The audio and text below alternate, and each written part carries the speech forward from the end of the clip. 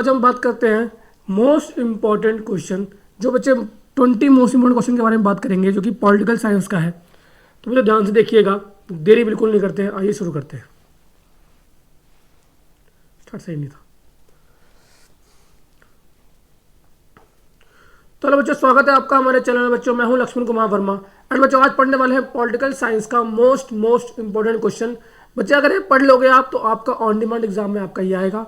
और अगर आप एप्पल एग्जाम की तैयारी कर रहे हो, चाहे आप बोस बोर्ड के लिए तैयारी कर रहे हो, चाहे एनओएस बोर्ड के लिए, या फिर आप सीबीएसई वाले बच्चे भी अगर देख रहे हो, तो भी आप लोगों के लिए है, बहुत जरूरी है। ध्यान से देखिएगा, ये वो क्वेश्चन हैं जो कि आपके एग्जाम में आ चुके हैं। ठीक है भाई, सब्सक्राइब बहुत ज़्यादा जरूर करना भाई, सब्सक्राइबर बहुत ज़्यादा जरूरी है। आप लोग बहुत ज़्यादा इंपॉर्टेंट हो बच्चों। मेरा नाम है बच्चे लक्ष्मण। ठीक है, चलिए पहला बच्चे ऑन डिमांड एग्जाम में पास होने का फार्मूला 100% प्रैक्टिकल फार्मूला है। बच्चे क्या करना है, 20 सवालों में से 10 से 12 तो 100% सीधे आ जाएगा। ठीक है, हमेशा डेफिनेशन प्लस 3 से 4 पॉइंट बनाना। ये क्या है, आपको आंसर दिखना कैसे है। फिर लैंग्वेज सिंपल रखना है और स्पेलिंग का टेंशन नहीं लेना है। ठीक है, एक्स्ट्रा लिखने की जरूरत नहीं पड़ेगी, जितना बताऊंगा उतना लिख लेना, मोर देन इनफ है। ठीक है, स्किप करना अलाउ नहीं है। आप वीडियो को स्किप नहीं करेंगे। क्या करेंगे, अगर आपके पास टाइम कम है, आपको फिर जल्दी खत्म करना है, तो क्या करना, 1.5x पे देख लो। रिकमेंडेड क्या है, 1.5x पे देख लो, लेकिन इसको तुम क्या करना, स्किप मत करना। संविधान क्या है, तो संविधान के देश के शासन का मूल्य कानून होता है, जो नागरिकों के अधिकारों और कर्तव्यों को सरकार की शक्तियों को निर्धारित करता है। मतलब कि भाई संविधान वो है, बुक है, पुस्तक है, इसमें सारे रूल रेगुलेशन लिखे हुए हैं। उसी प्रकार से सरकार काम करेगी। संविधान के विरुद्ध, संविधान से बाहर जाके सरकार काम नहीं कर सकती। ये होता है संविधान। संविधान एक पुस्तक है जिसके अंदर सारे रूल और रेगुलेशन लिखे होते हैं। उसके बिहाफ पर ही सारे सरकार को काम करना होता है, गवर्नमेंट को काम करना होता है। अगर आपको सवाल क्या है बच्चे, भारतीय संविधान की विशेषताएं लिखिए। क्या लिखित संविधान है, एक संविधान की हमारे पास किताब है। संघीय व्यवस्था है, हाँ भाई, 500 550 लोग मिलते हैं, फिर उसको, ठीक है ना, मतलब मिल के सरकार बनाई जाती है। मौलिक अधिकार है, हमारे पास 6 मौलिक अधिकार है। समानता का अधिकार, स्वतंत्रता का अधिकार, ठीक है ना, शिक्षण विरुद्ध का अधिकार, ऐसे करके। धर्मनिरपेक्षता में सेकुलरिज्म, मतलब सेकुलरिज्म एक टॉपिक ऐसा है जिसके अंदर अब इंडिया एक सेकुलर कंट्री है। ठीक है ना, हम इंडिया एक धर्मनिरपेक्ष कंट्री है। इसका मतलब क्या है कि हर धर्म और हर जाति का इंसान को बराबर दर्जा दिया जाएगा, चाहे वो हिंदू हो, चाहे मुस्लिम हो, चाहे सिख हो, चाहे ईसाई हो, किसी भी धर्म का व्यक्ति हो, उससे किसी भी प्रकार का तकलीफ नहीं जाएगा। अगर कानून अगर हिंदू के लिए बराबर है तो मुस्लिम के लिए भी बराबर होगा, अगर ईसाई के लिए बराबर है तो पंजाबी और सिख के लिए भी वही सेम रहेगा। तो वो धर्मनिरपेक्ष होता है। ठीक है, तो इंडिया एक धर्मनिरपेक्ष कंट्री है, मतलब सेकुलर कंट्री है। लोकतांत्रिक शासन, लोकतांत्रिक शासन क्या है भाई, अब जब भी सरकार बनेगी तो लोकतांत्रिक तरीके से बनेगी।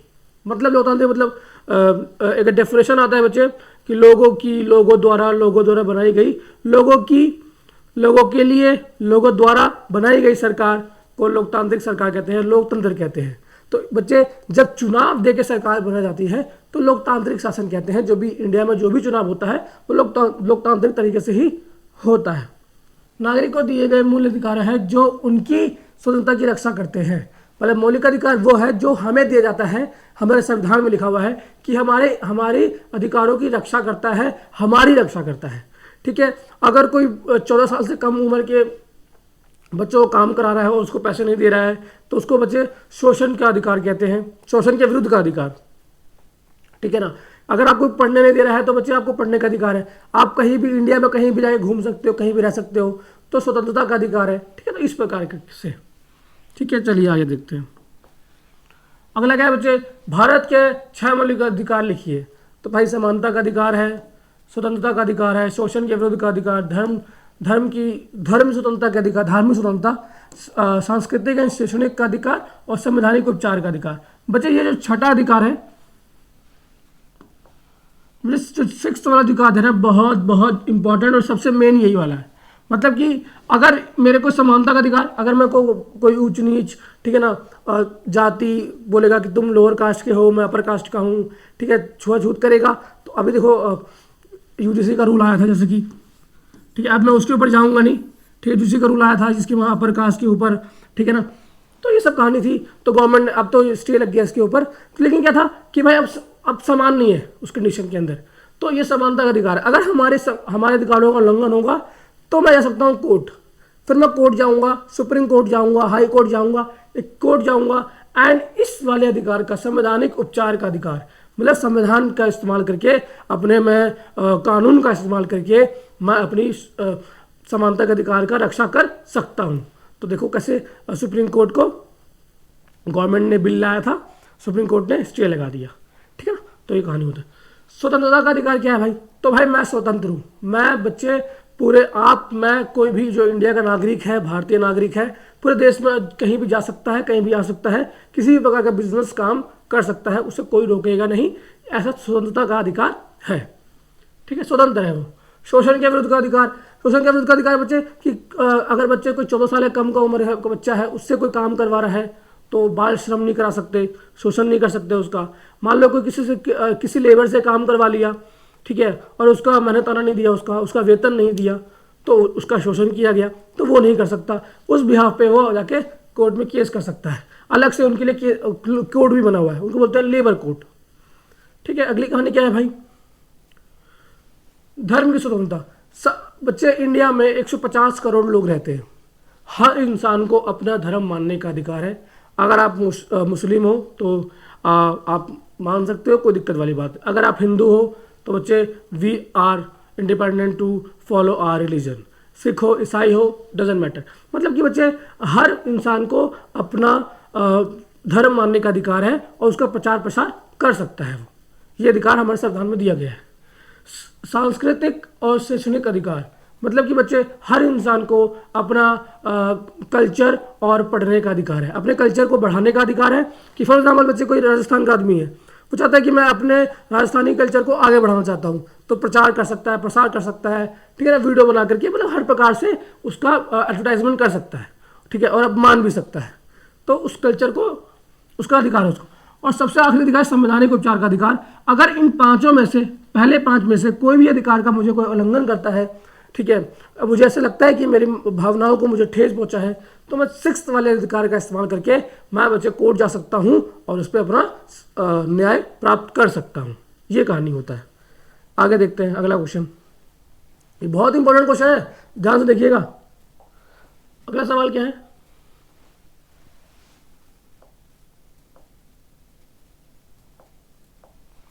अगर मौलिक कर्तव्य क्या है, किसी भी नागरिक का मौलिक कर्तव्य क्या है? तो नागरिकों द्वारा देश के प्रति निभाए जाने वाले दायित्व मौलिक अधिक कर्तव्य। ऑब्वियसली बात बच्चे, पैट्रियोटिज्म बोल सकते हैं इसको एक प्रकार का, कि भाई मैं इंडिया में रहता हूँ, तो इंडिया का नागरिक होने के नाते मुझे इंडिया के लिए क्या करना चाहिए? तो बच्चे मैं एक भारतीय नागरिक हूँ, तो मुझे सबसे पहले देश प्रेम, मैं देश के प्रति समर्पित होना चाहिए मुझे, ठीक है। मुझे मौलिक अधिकार हो, जितने भी अधिकार हैं, मुझे संविधान को फॉलो करना चाहिए। कानून जो गवर्नमेंट ने बनाया है, जो हमारे गवर्नमेंट ने, हमारे जो एडमिनिस्ट्रेशन उन्होंने बनाया है, हमको फॉलो करना चाहिए। तो हमारे जितने भी जो कर्तव्य है, हमको फॉलो करना चाहिए उस बात चीज़ों को। तो वही हमारे बच्चे क्या कहते हैं उसको, मौलिक कर्तव्य है। मौलिक नागरिकों देश के प्रति निभाए जाने वाले दायित्व, जो हमारे दायित्व है। दायित्व मतलब कि भाई जो मॉरल चीज़ें हैं। मॉरल चीज़ क्या है भाई? ठीक है ना, अभी मान लो कि कोई फैक्ट्री का मालिक है, ठीक है ना, आप किसी से को काम करवा लेता है, ठीक है, और सैलरी नहीं देता, तो भाई उसका एक तो मौलिक, देखो जिसकी सैलरी नहीं मिली है ना, उसकी मौलिक अधिकारों का उल्लंघन हुआ, तो भाई ये उसका दायित्व नहीं है, ऐसा उसको सैलरी देना चाहिए। तो ठीक है ना, जो हमें गवर्नमेंट बोलती है, जैसा हमको इंस्ट्रक्शन मिलता है, जैसा संविधान में लिखा है, हमको फॉलो करना चाहिए, फॉलो करना पड़ेगा। चाहिए क्या? पड़ेगा। नहीं करोगे तो फिर कॉन्सिक्वेंसेस होंगे फिर तो, ठीक है। तो आगे बढ़ते हैं। आगे क्या है? संसद क्या है? तो भाई संसद पता है आपको, भारत की सर्वोच्च विधायिक संस्था को संसद कहते हैं। राष्ट्रपति, लोकसभा और राज्यसभा होता है, ठीक है, 3 इसके अंग होते हैं संसद के अंदर। अब संसद क्या है बच्चे? संसद में पार्लियामेंट में क्या कौन कौन बैठता है? प्रधानमंत्री बैठते हैं, और सारे के सारे कौन बैठते हैं? लोकसभा, राज्यसभा, तो बच्चे इनके पार्ट्स हैं, ठीक है, संसद के पार्ट्स हैं, राज्यसभा, लोकसभा, ठीक है, राष्ट्रपति। फिर लोकसभा में कितने सदस्य होते हैं? 545। राज्यसभा में कितने होते हैं, आने वाले क्लासेस में हम पढ़ेंगे इसके बारे में, ठीक है। वैसे आप बेसिक नॉलेज है बच्चे, आपको पता होगा। तो संसद क्या होता है, टाइम। लोकसभा और राज्यसभा में अंतर बताइए, लोकसभा और राज्यसभा में क्या अंतर है। लोकसभा क्या होता है, जनता द्वारा चुनी जाती है। हम देखो प्रधानमंत्री खुद से चुनते हैं, वो लोकसभा है। राज्यसभा स्थायी सदन है। लोकसभा को अधिक शक्तियां प्राप्त है। ऑब्वियसली बात है ना, लोकसभा में अगर कोई जीत गया बच्चे, लोकसभा में अगर कोई जीत गया तो वो बनता है प्रधानमंत्री। जैसे कि मोदी जी, अगर लोकसभा में कितने 545 सीट है बच्चे, 445 या 450, ये कितने सीट है।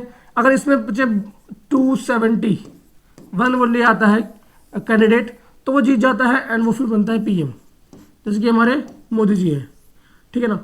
तो इनके पास ज़्यादा शक्ति होती है लोकसभा के पास, ठीक है, क्योंकि यहाँ पर डायरेक्टली मेरी जनता मतलब कि पब्लिक चुन के, जब पब्लिक वोट डालती है तब वो जीत पाते हैं, ठीक है, ऐसा होता है। राष्ट्रपति की शक्तियाँ लिखिए। कार्यपालिका का प्रमुख होता है। कार्यपालिका समझते हो, ठीक है, जो काम को चलाता है।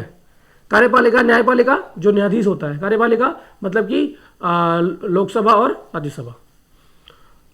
कानूनों पर हस्ताक्षर, कोई भी नया कानून बनेगा राष्ट्रपति का साइन होगा ही होगा, ठीक है। आपातकाल लागू करने की शक्ति। आपातकाल मतलब कि बच्चे फॉर एग्जाम्पल देता हूँ मैं आपको। 2015 या 2014 में बच्चे दिल्ली में सरकार बनी, ठीक है, आम आदमी पार्टी की, और उन्होंने क्या किया, 49 डेज के बाद रिजाइन कर दिया। फिर 11 मंथ तक कोई सरकार नहीं थी दिल्ली में, कोई सरकार नहीं थी दिल्ली में।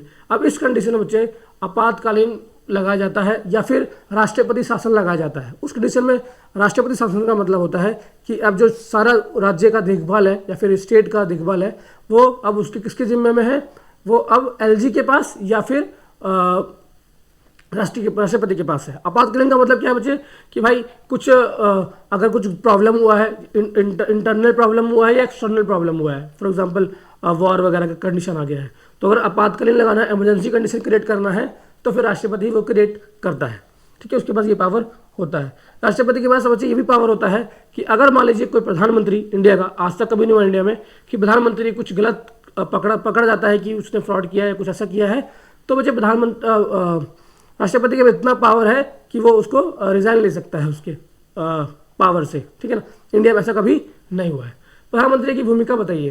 प्रधानमंत्री सरकार का वास्तविक प्रमुख होता है और मंत्रिमंडल का नेतृत्व करता है। प्रधानमंत्री क्या है भाई, प्रधानमंत्री पीएम, जैसे कि मोदी जी हैं हमारे, वो सबसे हेड होते हैं, ठीक है ना, हेड ऑफ द, लोकसभा में सबसे हेड होते हैं, ठीक है ना, तो वो कह सकते हैं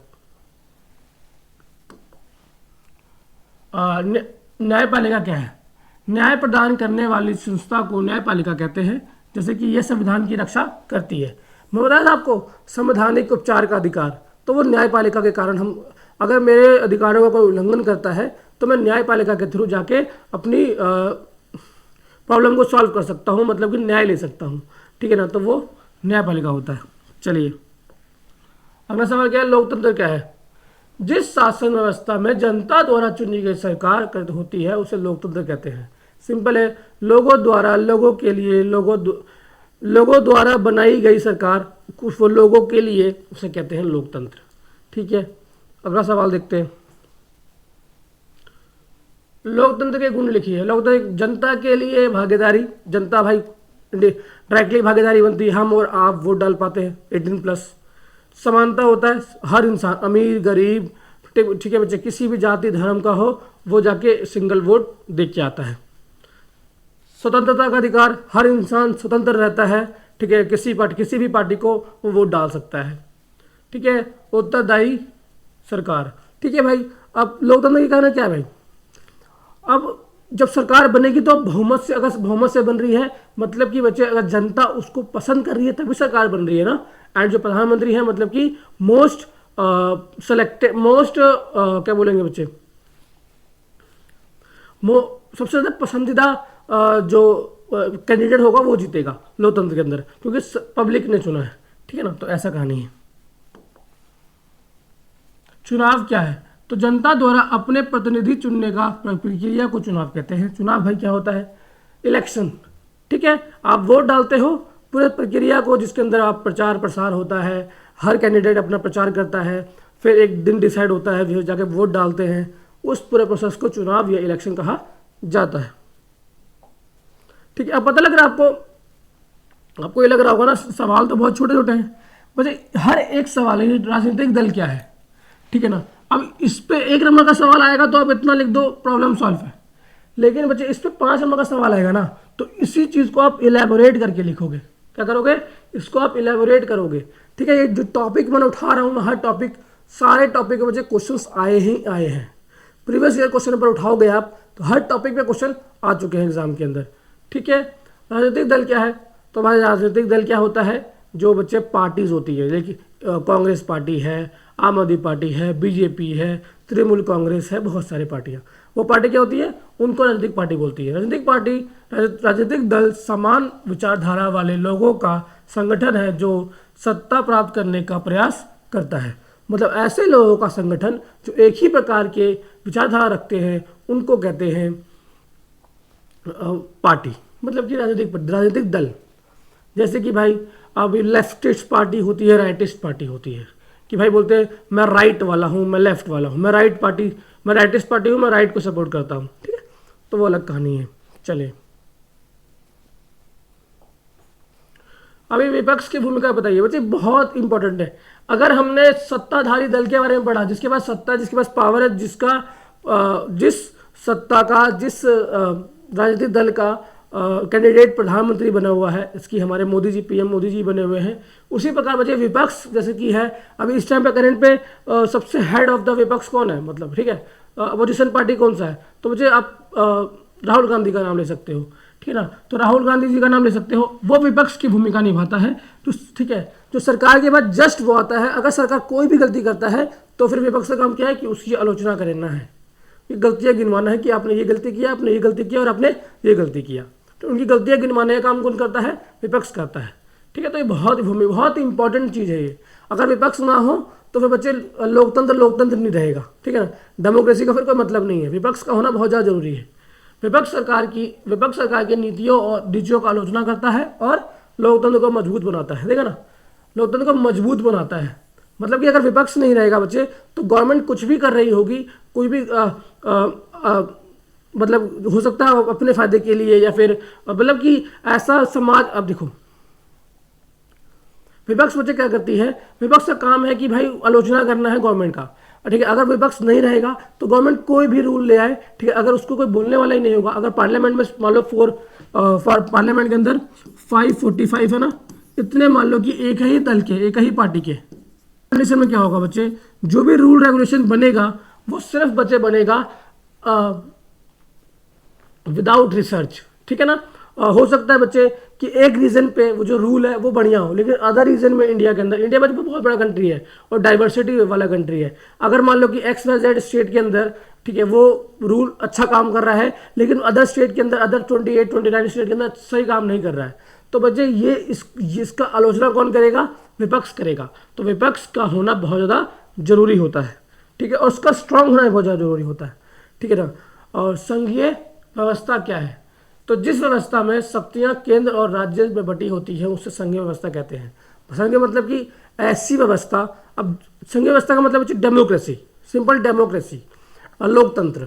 भाई ऐसी व्यवस्था जहाँ पे जो शक्तियाँ हैं, पावर हैं, वो डिवाइड की हुई है। डिवाइड है, पहले भाई प्रधानमंत्री होंगे, फिर उप प्रधानमंत्री तो होते नहीं है, प्रधानमंत्री होंगे, फिर मुख्यमंत्री होंगे, फिर उप मुख्यमंत्री होंगे, फिर उसके नीचे बच्चे विधायक होंगे, विधायक के नीचे और लोग होंगे। तो इस प्रक्रिया को पूरा एक ट्री बनता है। एक बच्चे पूरा हेड ऑफ द गवर्नमेंट, ठीक है, पार्ट ऑफ द गवर्नमेंट, ठीक है, मान लो बच्चे ये PM है, ये है इंडिया, फिर ये स्टेट S1 S2 S3, फिर यहाँ बच्चे बनते हैं CM, ठीक है, फिर इसको डिवाइड करो। और तो इस प्रक्रिया को क्या कहते हैं बच्चे? संघीय व्यवस्था। इस बोलते हैं संघीय, मतलब इस संघ में पावर डिवाइड होती है, पावर डिस्ट्रीब्यूट होती है, एंड बच्चे सबसे नीचे पंचायत तक जाती है। मतलब गांव के अंदर जो पंचायत होते हैं, हेड ऑफ द, ठीक है, वहाँ तक पावर डिवाइडेड होता है, तो उसको संघ व्यवस्था बोलते हैं। ठीक है, लोकतंत्र के अंदर ये बहुत ज़्यादा जरूरी है। धर्मनिरपेक्षता, बच्चे ये आ चुका है टॉपिक। धर्मनिरपेक्षता मतलब कि राज्य द्वारा कब सभी धर्मों के साथ समान व्यवहार को धर्मनिरपेक्षता कहते हैं। मतलब राज्य, स्टेट सभी धर्म को समान तरीके से देखेगा, चाहे हिंदू हो, मुस्लिम हो, सिख हो, ईसाई हो, सबको बराबर समानता दिया जाएगा। उसको धर्मनिरपेक्षता या सेकुलरिज्म बोलते हैं। ठीक है, मानव अधिकार, मानव अधिकार हर व्यक्ति को जन्म से प्राप्त अधिकार मानव अधिकार कहा जाता है। मतलब कि हर व्यक्ति जैसे जन्म लेगा उसको एक प्राप्त अधिकार प्राप्त है कि भाई भोजन का अधिकार है, उसको 8 तक पढ़ने का अधिकार है, क्लास 8 तक। ठीक है, मतलब बेसिक स्टडी प्राप्त करने का अधिकार है। ठीक है ना, भोजन प्राप्त करने का अधिकार है, जीवन जीने का अधिकार है। तो बच्चे ये जो नॉर्मल से अधिकार हैं जो कि आपको नॉर्मल लगता है, ठीक है, ये मानव अधिकार है। मानव अधिकार का उल्लंघन करोगे तो बच्चे फिर जिसके साथ हुआ है वो जाके कोर्ट में आपको चैलेंज कर सकता है। ठीक है, ये मानव अधिकार है। संयुक्त राष्ट्र संघ यूएनओ, यूएनओ क्या है का उद्देश्य बताइए? विश्व में शांति बनाए रखना, विश्व में शांति बनाए रखना, देशों के बीच सहयोग बढ़ाना और मानव अधिकार की रक्षा करना। मान लो बच्चे किसी देश के अंदर महिलाओं के साथ बहुत गलत हो रहा है, ठीक है ना, दबाया कुछ जा रहा है, और अगर और ये बात बाहर आ गई, ठीक है ना, तो क्या होगा फिर? अंतर्राष्ट्रीय जो संघ है वो उसको इंटरवीन करेगी और उसको कंट्रोल करने की कोशिश करेगी और को किया भी जाएगा। ठीक है, विश्व में शांति बनाए रखना कि वॉर ना हो, सब शांतिपूर्ण पीसफुली सब रहे। ठीक है, लोग देशों के बीच में सहयोग बढ़ाना। मान लो बच्चे इंडिया और पाकिस्तान के बीच में किसी कारण टेंशन बढ़ गया, ठीक है ना, और वॉर की कंडीशन ना डेवलप हो, उसके लिए बच्चे यूएनओ है। ठीक है, ये मानव अधिकारों की रक्षा, मानव अधिकार की रक्षा बच्चे कि मतलब भाई किसी भी इंसान की अगर मानव अधिकार, जीने का अधिकार और बाकी अधिकार को अगर उल्लंघन किया जा रहा है, दबाया जा रहा है, कुचला जा रहा है, इस कंडीशन के अंदर यूएनओ आता है एंड सेव करता है। लास्ट क्या बच्चे? वैश्वीकरण। वैश्वीकरण क्या है भाई? तो दुनिया के देशों के बीच आर्थिक, सामाजिक और सांस्कृतिक संबंधों को बढ़ाने के लिए बढ़ाने की प्रक्रिया को वैश्वीकरण। वैश्वीकरण मतलब जी बच्चे सिंपल वर्ड है ग्लोबलाइजेशन। क्या होता है? ग्लोबलाइजेशन।